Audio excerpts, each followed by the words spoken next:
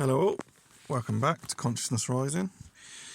Here again with psychological health tips, because I'm really enjoying doing these. I like the simple nature of them, and yeah, I've read loads, so here we go. So today's psychological health tip, which seems quite simple but actually hard to do when you're a fully grown adult, is actually become a child again and don't take life so seriously.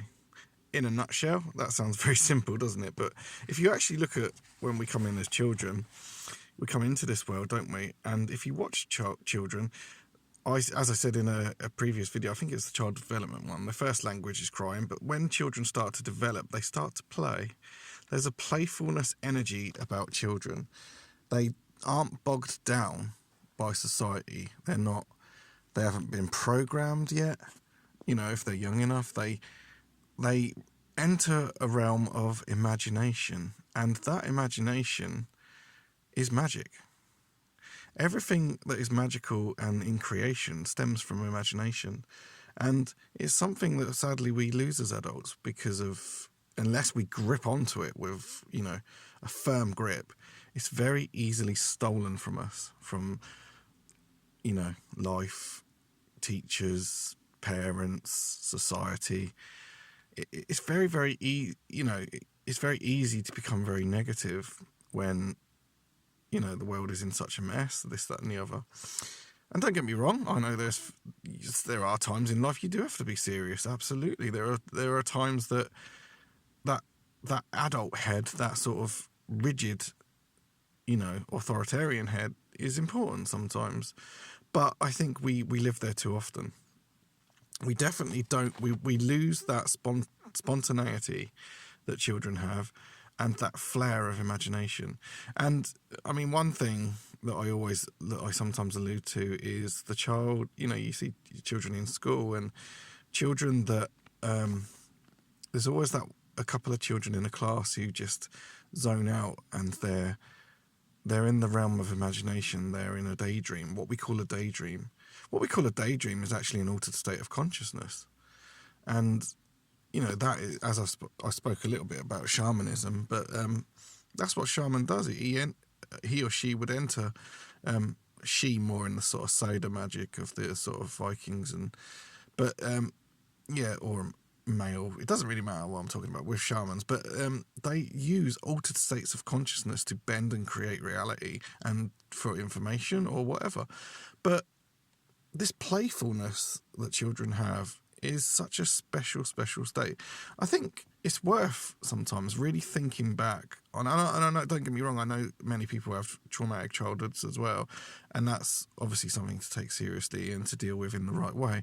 But if you can remember a happy moment from childhood, I'm sure many of us can pull up a memory there.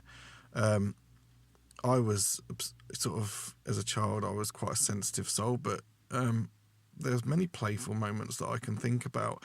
I remember having certain figurines and being, making up stories with them and role-playing in my head and, getting them to fight each other, because there was always like a hero archetype in my play, which is quite, important for children. But yeah, I know that time and space around me just vanished. I was completely within that moment.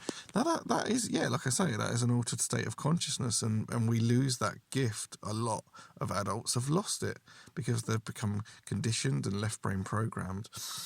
But if we can be mindful of it, we can get it back, I believe. If we just sort of, I don't know if anyone has children, but play with them.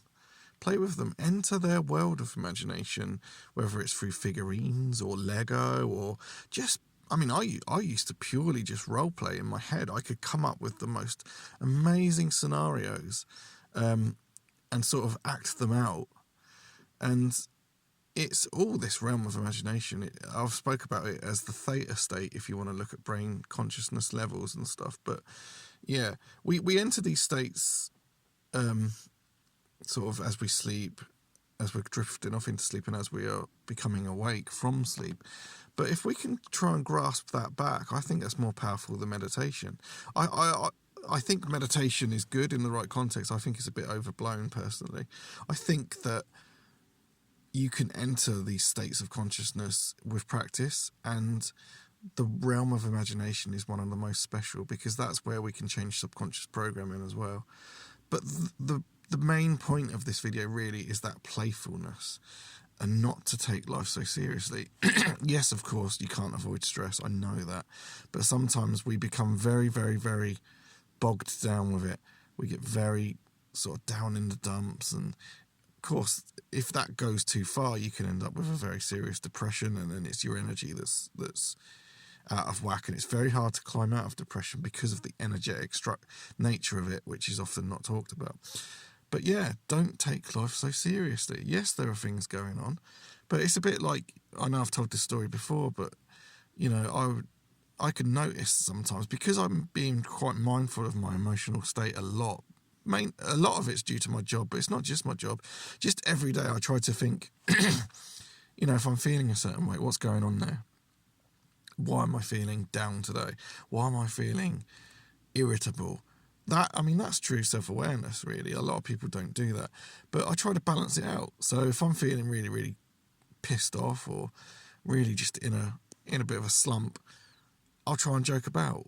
I'll do silly things, or, you know, play, I don't know, like put on a comedy film. I think comedy, laughter is such a powerful medicine. I mean, Bruce Lipton talked about that guy who actually cured his cancer by... He locked himself away in a hotel room. I think he spent the weekend there just watching loads and loads of comedy shows and films, and that sent a signal to his consciousness, to his body, to heal. Laughter is so important, and that's why sometimes they say, like, jester magic and you know, the playful jester in the court was always the last one to be killed, or the one to survive, because comedy is powerful. It is magic. It's altering consciousness around you. I mean, I went to a comedy show recently, and it was hilarious. Like, I wasn't sure about going, but I went and watched this comedian who tells very dirty, sort of risque jokes, and it was just so funny. And the whole evening of laughter, I mean, I felt tired after, but I felt absolutely rejuvenated. And children have that all the time, don't they? If you think about life, it's when we go to school, it's when we're programmed, that's all taken away from us. And I think we need to capture it back.